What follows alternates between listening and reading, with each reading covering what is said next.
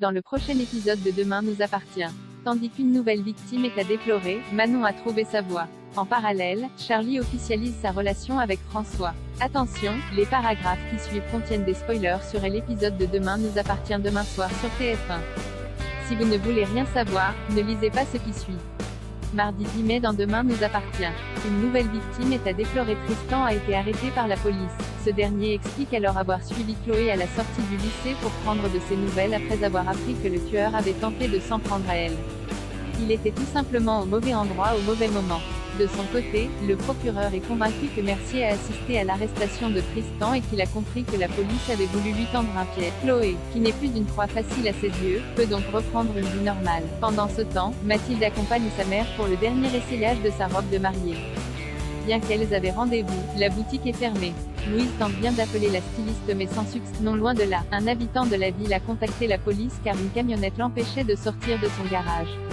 Dépêchés sur place, Sarah et Nordine découvrent qu'il s'agit d'un véhicule d'une boutique de robes de mariée. Malheureusement, Mercier a fait une nouvelle victime. Il s'agit de Marie, la styliste qui s'occupait de la robe de Louise. Plus tard, Georges se rend au saloon et informe Louise, Barr et Vanessa de la mauvaise nouvelle.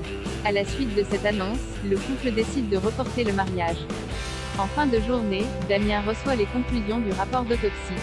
Si Marie est bien décédée d'un arrêt cardiaque comme les deux autres victimes, le légiste n'a en revanche relevé aucune trace de digitaline dans sa bouteille d'eau. Cette fois, la substance a été administrée par injection. Mais ce n'est pas tout. En examinant le chemisier de la défunte, Damien a découvert un message disant « L'hirondelle ne fait pas le printemps ». Comme il ne s'agit pas du mode opératoire habituel de Mercier, Perrault imagine que celui-ci se sent désormais tout puissant et qu'il va tout faire pour le prouver. La nuit tombée, Vanessa rentre chez elle et a l'impression d'être suivie. Heureusement, Georges est venu lâcher. Et heureusement puisque Mercier les observe non loin de là avec une aiguille à la main.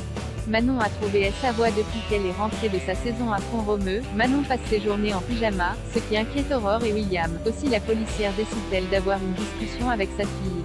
Lorsqu'Aurore lui rappelle combien il est important d'avoir des projets à son âge, Manon répond qu'elle a toujours l'intention de faire le tour du monde. Aurore, qui estime qu'un vrai projet consiste à faire des études et avoir un métier, propose plutôt à sa fille de rencontrer Étienne pour avoir quelques conseils en matière d'orientation.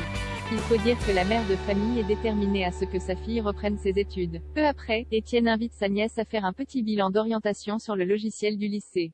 Une fois qu'elle a répondu à toutes les questions, Manon a un déclic et trouve enfin ce qu'elle veut faire de sa vie. En rentrant, Manon annonce donc une grande nouvelle à ses parents. Elle a décidé de rentrer dans la police. Tandis qu'elle pensait que sa mère serait fière de la voir suivre ses traces, Aurore n'est pas du tout emballée par cette idée et lui fait comprendre qu'elle va gâcher sa vie. Bien que déçue, Manon lui fait remarquer qu'elle n'a pas besoin de son accord pour faire ce qu'elle veut dans la vie.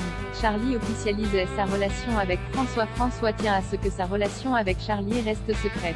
Comme la jeune femme en a assez de devoir se cacher, le professeur de français lui demande de lui laisser au moins jusqu'à la fin de l'année scolaire.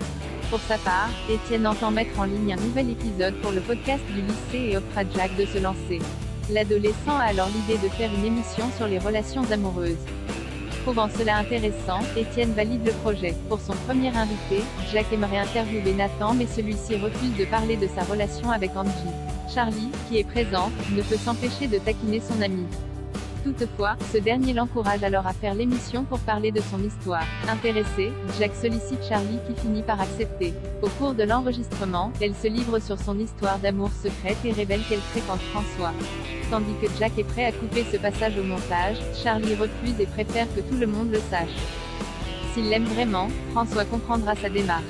Plus tard, Chloé et Étienne écoutent le podcast. La proviseure a beau ne pas être surprise, elle craint néanmoins que cette officialisation n'attire des problèmes à François.